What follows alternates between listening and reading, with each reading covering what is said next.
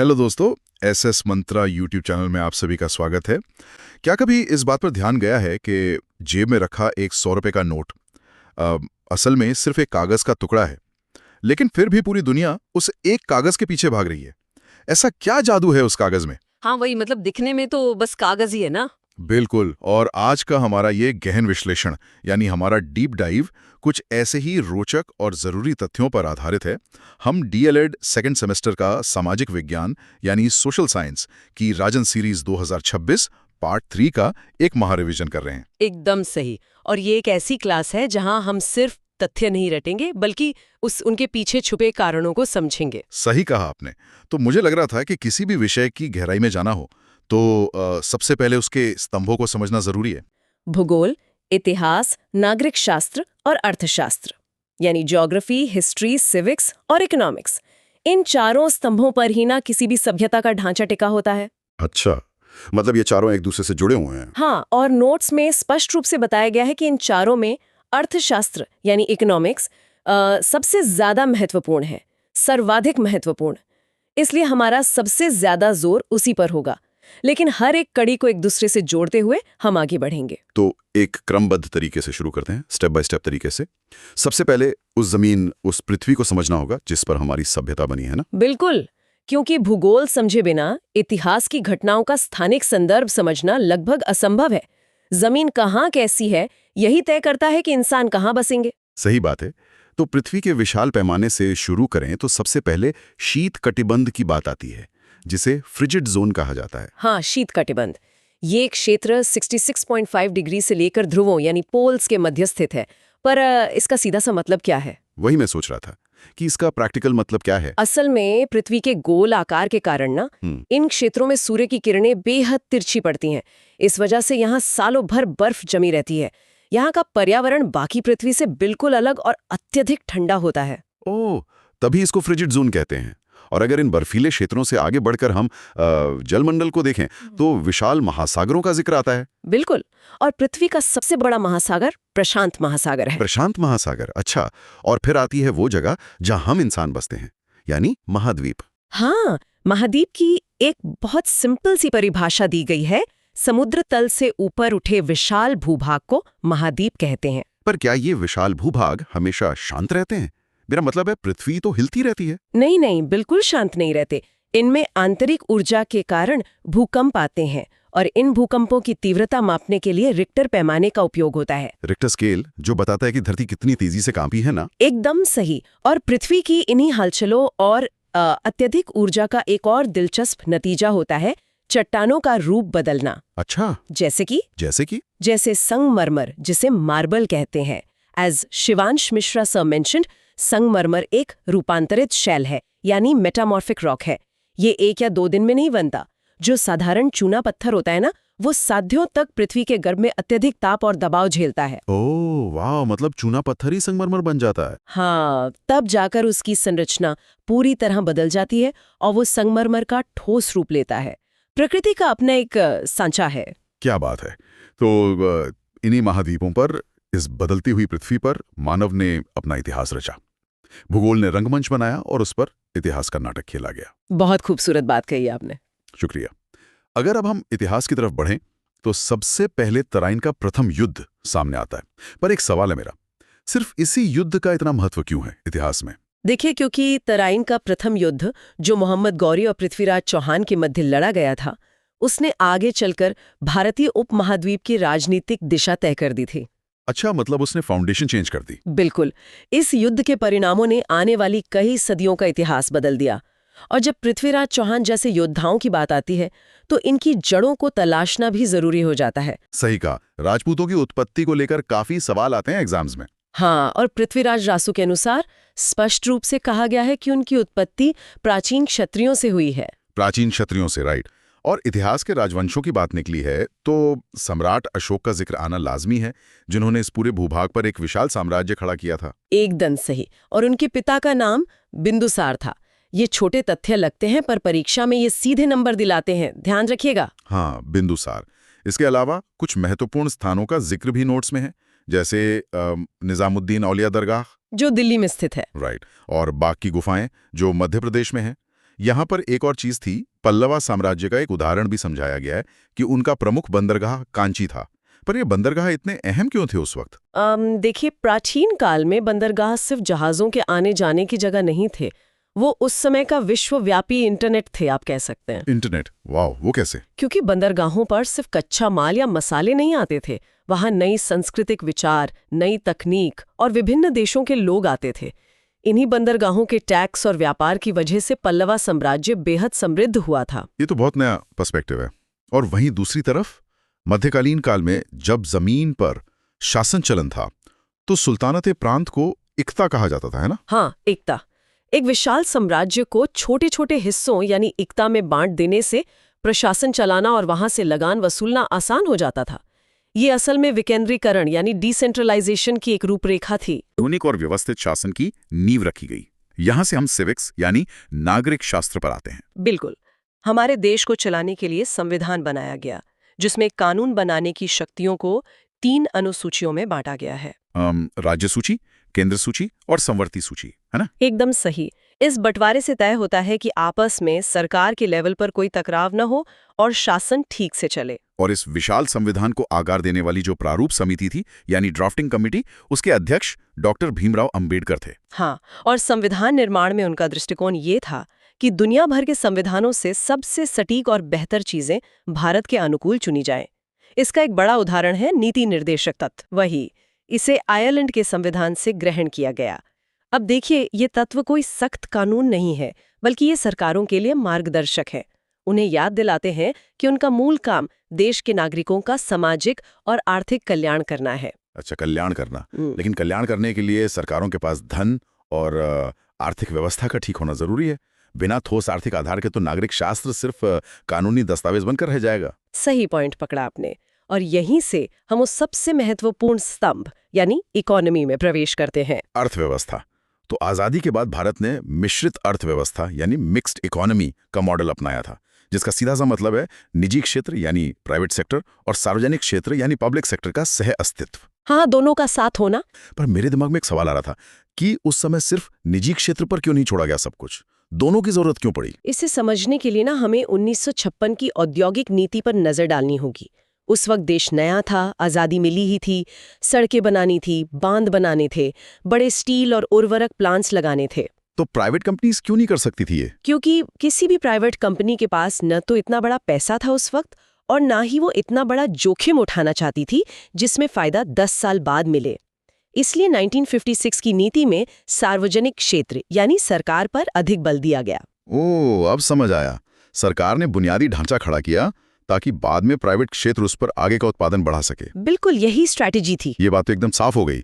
जब सरकार इन बड़े कामों के लिए खर्च करती है तो उसे एक व्यवस्थित हिसाब किताब रखना होता है, जिसे हम बजट कहते हैं। हाँ, और नोट्स में संतुलित बजट यानी बैलेंस्ड बजट का जिक्र है, जहां आय और व्यय बिल्कुल बराबर होते हैं। इसे आम जिंदगी में ऐसे समझ सकते हैं कि मान लीजिए एक परिवार महीने का 50,000 रुपए कमाता है और ठीक 50,000 रुपए उनका महीने का खर्च है। Rightly said. उस परिवार के पास ना तो कोई कर्जा होगा और ना ही गुल्लक में कोई एक्स्ट्रा बजट। यही संतुलित बजट है। Rightly said. Shivansh Mishra sir के नोट्स इस कॉन्सेप्ट को कितना आसान बना देते हैं ना। एकदम साधारण उदाहरण से मैक्रो इकोनॉमिक्स क्लियर हो गया। हाँ, सच में। और इसी आर्थिक व्यवस्था में जब अंतर्राष्ट्रीय बाजार में लेन देन की बात आती है तो एक बड़ा दिलचस्प शब्द आता है, दुर्लभ मुद्रा यानी हार्ड करेंसी। ये ऐसी मुद्रा होती है जिसकी मांग अंतर्राष्ट्रीय बाजार में उसकी आपूर्ति से बहुत ज्यादा होती है। जैसे आज के टाइम में डॉलर की मांग है पूरी दुनिया में। एकदम सही। हर देश चाहता है कि उसके खजाने में डॉलर हो ताकि वो बाहर से पेट्रोल या टेक्निक खरीद सके। मांग इतनी ज्यादा और उपलब्धता कम होने के कारण ही इसे दुर्लभ कहा जाता है। अच्छा, अब चूंकि हमने दुर्लभ मुद्रा की बात छेड़ी दी है तो उस कागज के टुकड़े पर वापस आते हैं जिसका जिक्र मैंने शुरुआत में किया था, मुद्रा यानी मनी, जो हमारे इस गहन विश्लेषण का सर्वाधिक महत्वपूर्ण हिस्सा है, परीक्षा के हिसाब से भी। बिल्कुल। भारतीय मुद्रा की प्रकृति के बारे में 3 गुण बताए गए हैं। पहला, ये अपरिवर्तनशील पत्र मुद्रा है। दूसरा, प्रमाणिक एवं संकेतिक दोनों है। और तीसरा, इसका प्रमुख कार्य मूल्यामापक होना है। हाँ, मैं आपसे रिक्वेस्ट करूंगा कि थोड़ा इस अपरिवर्तनशील शब्द के बारे में और समझाएं स्टूडेंट्स को। देखिए, इसे थोड़ा गहराई से समझना जरूरी है। अपरिवर्तनशील पत्र मुद्रा का सीधा सा अर्थ है कि आज की मुद्रा फियाट मनी है। एक जमाना था जब आप अपना नोट देकर बैंक से उसके बराबर का सोना मांग सकते थे। वेट, सच में ऐसा होता था पहले? को किसी धातु में परिवर्तित नहीं करवा सकते। उसकी कीमत इसलिए है क्योंकि देश की सरकार गारंटी देती है कि इसकी कीमत है। ओ, इसलिए उसको अपरिवर्तनशील बोलते हैं। और मूल्य मापक का क्या मतलब हुआ? जहां तक मूल्य मापक की बात है, इसका मतलब है कि किसी वस्तु की कीमत कितनी है, ये हम रुपयों में मापते हैं, बिल्कुल वैसे ही जैसे वजन को हम किलोग्राम में मापते हैं। एक सेकंड, अगर मुद्रा के पीछे कोई सोना नहीं है और वो सिर्फ सरकार की गारंटी और ऑर्डर पर चलती है, तो देश से गरीबी दूर करने के लिए सरकार प्रिंटिंग प्रेस चलाकर ढेर सारे नोट क्यों नहीं छाप देती? सबको पैसे बांट दें, गरीबी खत्म हो जाएगी। यहीं पर सबसे बड़ा आर्थिक खतरा छुपा है, और यहीं पर मुद्रास्फीति, जिसे हम आम भाषा में इन्फ्लेशन या महंगाई कहते हैं, उसका कॉन्सेप्ट आता है। अच्छा, महंगाई ऐसे बढ़ती है? बिल्कुल। अर्थशास्त्री पिगू ने इसकी एक बेहद कारगर और वैज्ञानिक परिभाषा दी है। आज शिवांश मिश्रा से मेंशन्ड पिगू की ये परिभाषा स्टूडेंट्स को ध्यान से नोट करनी चाहिए। उन्होंने कहा कि जब मौद्रिक आय धन उपार्जन की तुलना में अधिक तेजी से बढ़ती है, तब मुद्रास्फीति आती है। थोड़ा आसान भाषा में समझाएंगे इसको? इस तरह सोचिए, सरकार ने ढेर सारे नोट छाप दिए और सबको दे दिए। लोगों के हाथ में पैसा, यानी उनकी मौद्रिक आय अचानक बढ़ गई। पर क्या देश की फैक्ट्री ने उतनी ही तेजी से गेहूं, कपड़े या गाड़ियां बनाई? नहीं, सामान तो उतने रहेगा। एग्जैक्टली, सामान उतना ही है, पर खरीदने वालों के पास पैसा दुगना हो गया है। अब दुकानदार क्या करेगा? वो सीधा सामान की कीमत दुगनी कर देगा क्योंकि डिमांड ज्यादा है। ओह, यानी पैसा तो बढ़ गया, पर उस पैसे की औकात, उसकी खरीदने की शक्ति गिर गई। बिल्कुल सही। और नोट्स में इस मुद्रास्फीति के 3 प्रमुख कारण बताए गए हैं।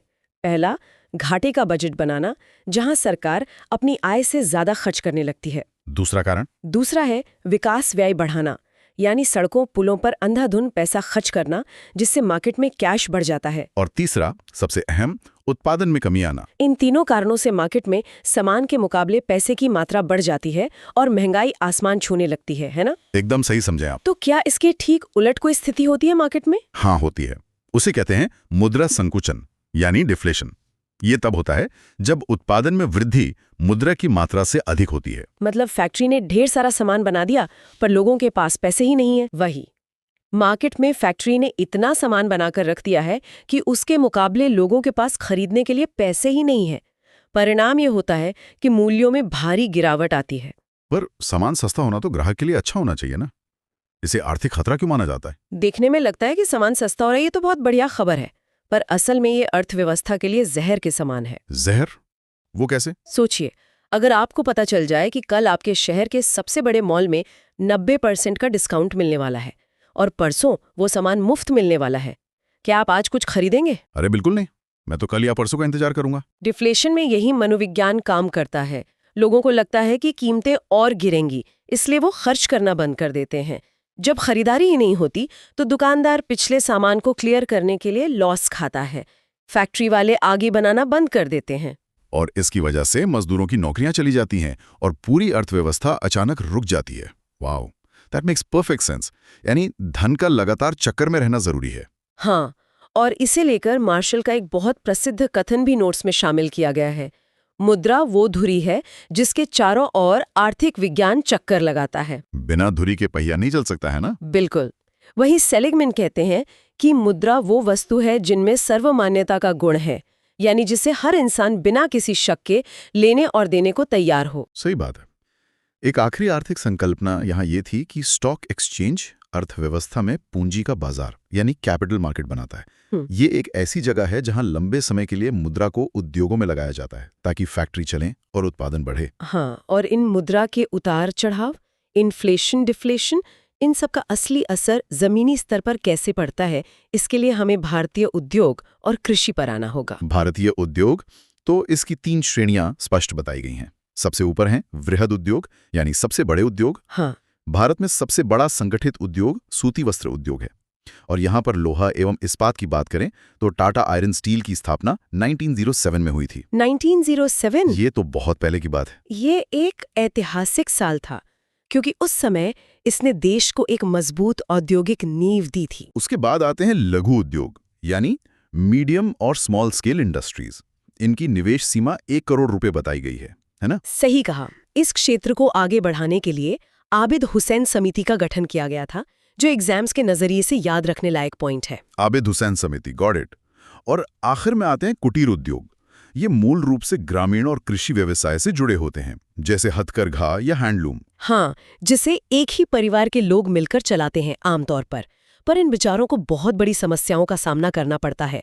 As Shivansh Mishra sir mentioned, कुटीर उद्योग की समस्याएं एग्जाम के लिए बहुत जरूरी पॉइंट है। जैसे कच्चे माल का हमेशा अभाव रहना। बिल्कुल, और वित्त यानी वर्किंग कैपिटल की समस्या, और सबसे बड़ी बात, आधुनिक बड़ी फैक्ट्रीज की सस्ती मशीनों से मिलने वाली जानलेवा प्रतियोगिता। वो हाथ से बने कपड़े को मशीन के कपड़े से कम्पीट करना पड़ता है। ये तो वाकई मुश्किल है। और चूंकि ये कुटीर उद्योग सीधे खेतीबाड़ी से जुड़े हैं, तो हमें देश की आत्मा यानी कृषि को भी ध्यान से देखना होगा। महात्मा गांधी जी ने एक बड़ा सटीक कथन कहा था, कृषि भारत की आत्मा है। हाँ, ये विचार सिर्फ जज्बाती नहीं बल्कि इकोनॉमिकली भी सच है। कृषि और उद्योग कभी विरोधी नहीं होते, वो पूरक होते हैं। वो कैसे? देखिए, ट्रैक्टर फैक्ट्री एक उद्योग है, पर उसका खरीदार सिर्फ एक किसान है ना। कपड़ा मिल भारी उद्योग है, पर उसका रॉ मटेरियल यानी कपास किसान के खेत से ही तो आता है। बहुत अच्छा एग्जाम्पल दिया आपने। लेकिन इन सब के बावजूद ना, कृषि का पिछड़ापन लगातार कायम रहा हमारे देश में। नोट्स में इसके सटीक कारण दिए गए हैं। क्या कारण बताए गए हैं? उनका छोटा आकार, यानी खेत के टुकड़े इतने छोटे हैं कि उन पर आधुनिक ट्रैक्टर या मशीन इस्तेमाल ही नहीं की जा सकती। और तीसरा, पिछड़ी तकनीक का उपयोग।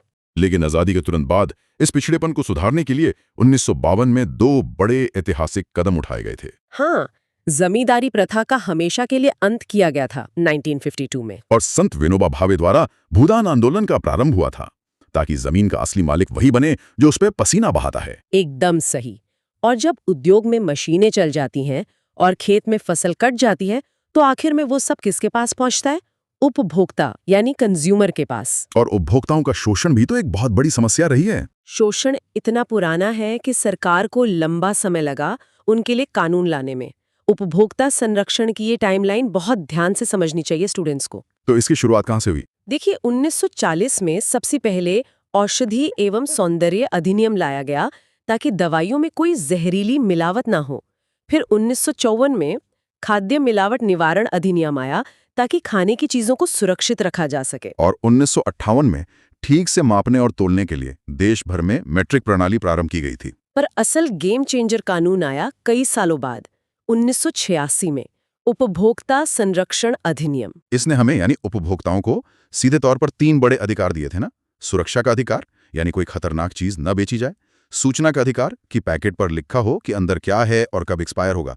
और चुनाव का अधिकार, यानी एक से ज्यादा विकल्प उपलब्ध हों। हाँ, और उसके बाद 1992 में कंज्यूमर जागरूकता के लिए उपभोक्ता कल्याण कोष बना। पर यहाँ रुक के सोचना जरूरी है कि इन कानूनों की नौबत आखिर क्यों आती है? शोषण का मूल कारण क्या है? मैं बताऊं? इसके मुख्य कारण है भ्रमपूर्ण विज्ञापन, यानी मिसलीडिंग एड्स, जहां ऐसे दावे किए जाते हैं जिनका असलियत से कोई वास्ता नहीं होता। बिल्कुल। और एक और कारण है एकाधिकार, यानी मोनोपोली की स्थिति। जब आसपास सामान बेचने वाला सिर्फ एक ही आदमी हो, तो वो मनमानी कीमत मांगता है। इसके अलावा दुकानदार कानूनी परेशानियों या नोटिस का भय दिखाकर भी सीधे साधे ग्राहकों को भ्रमित करते हैं आर्थिक रूप से। और आज के जमाने में जब MNCs यानी मल्टीनेशनल कॉर्पोरेशंस जैसे पेप्सिको जो अमेरिका की है या नेस्ले जो खाद्य पदार्थ में है, इनका मार्केट में बड़ा दबदबा है, तो वहां उपभोक्ता का अपने अधिकारों के प्रति जागरूक होना ही उसकी सबसे बड़ी ढाल है। सही कहा। इस धन और कानूनी अधिकार के साथ साथ ना, अर्थशास्त्र ग्राहक को एक बेहतरीन मानसिकता भी देता है। इसे कहते हैं उपभोक्ता की बचत का सिद्धांत, यानी कंज्यूमर सरप्लस। ये क्या होता है? देखिए, ये सिद्धांत उपयोगिता ह्रास नियम पर आधारित है। इसका विकास क्रम एग्जाम्स में पूछा जा सकता है। सर्वप्रथम इसका विचार डुपुइट ने दिया था। उसके बाद प्रमुख सिद्धांतकार मार्शल बने, जिन्होंने इसको फैलाया, और इसको एक शुद्ध वैज्ञानिक अवस्था तक ले जाने का काम रॉबिन्सन ने किया। पर यह सिद्धांत व्यवहारिक रूप में काम कैसे करता है आम जिंदगी में? इसे समझना बहुत आसान है। मान लीजिए आप रेगिस्तान में फंस गए हैं और आपको बेहद प्यास लगी है। एक बोतल पानी की उपयोगिता आपके लिए उस वक्त इतनी ज्यादा है कि आप उसके लिए 500 रुपए देने को भी तैयार हैं। हाँ, प्यास के मारे तो इंसान कुछ भी दे देगा। पर दुकान वाला आपसे सिर्फ 20 रुपए लेता है, क्योंकि MRP वही है। आप 500 चुकाने को तैयार थे, पर आपने वास्तव में चुकाए सिर्फ 20 रुपए। एक सेकंड, तो जो बाकी पैसे बच गए? हाँ, ये जो 480 रुपए आपके पास बच गए ना, यही संकल्पना उपभोक्ता की बचत कहलाती है। ये कोई बैंक अकाउंट में रखा पैसा नहीं है, ये वो अंतर है जो ग्राहक देने को तैयार था और जो उसने असल में दिया। ओह वाओ, क्या शानदार तरीके से आपने पूरी इकोनॉमी की इन संकल्पनाओं को जमीन पे उतार दिया। इन सभी कॉम्प्लेक्स टॉपिक्स को आसान बनाने के बाद अब हम इस सेशन के अंतिम पड़ाव में पहुंच गए हैं। तो चलिए उन बचे हुए महत्वपूर्ण तथ्यों का एक तीव्र यानी फास्ट ट्रैक रिवीजन कर लेते हैं। एक बड़ा टॉपिक बचा है, मुद्रा का अवमूल्यन यानी डिवैल्यूएशन ऑफ मनी। जी। भारत में ये 3 ऐतिहासिक वर्षों में हुआ था, 1948, 1966 और 1991 में। पर यहाँ प्रश्न ये उठता है कि कोई भी देश अपनी ही मुद्रा की कीमत जानबूझकर डिलिबरेटली क्यों गिराएगा? ये आमतौर पर तब होता है जब देश की आर्थिक हालात खराब हो। ये एक आर्थिक हथियार है, समझिए। जब सरकार मुद्रा की कीमत, जैसे डॉलर के मुकाबले रुपए की कीमत गिराती है, तो अंतर्राष्ट्रीय बाजार में हमारा निर्यात यानी एक्सपोर्ट्स विदेशियों को सस्ता पड़ने लगता है। अच्छा, और वहां से आने वाला सामान यानी इंपोर्ट्स हमारे लिए महंगा हो जाता है? एग्जैक्टली। इसका नतीजा ये होता है कि लोग देश का बना सामान ज्यादा खरीदने लगते हैं और बाहर सामान ज्यादा बेचा जाता है। इससे भुगतान शेष यानी बैलेंस ऑफ पेमेंट की संकट में सुधार होता है, व्यापारिक स्थिति ठीक होती है और घरेलू उद्योगों को बाहरी देशों की सस्ती मशीनों या सामान से संरक्षण मिलता है। ये तो मास्टर स्ट्रोक हुआ एक तरह से। एक और व्यावहारिक तथ्य है जो बैंक लेन देन से जुड़ा है, वो है चेक के लाभ।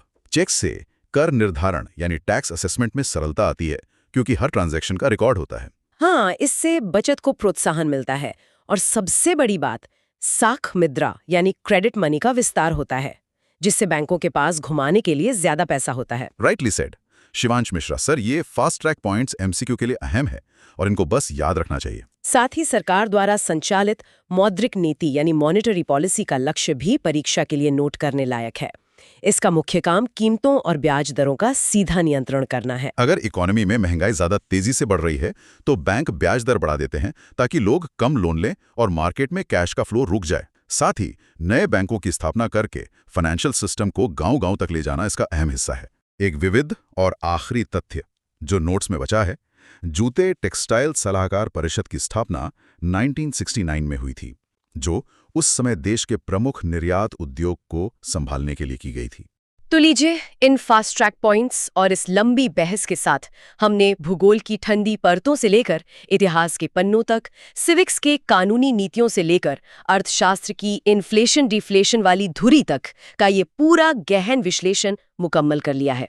मुझे लगता है इस चर्चा के बाद तथ्य रटने नहीं पड़ेंगे, दिमाग में बैठ गए होंगे सबके। बिल्कुल।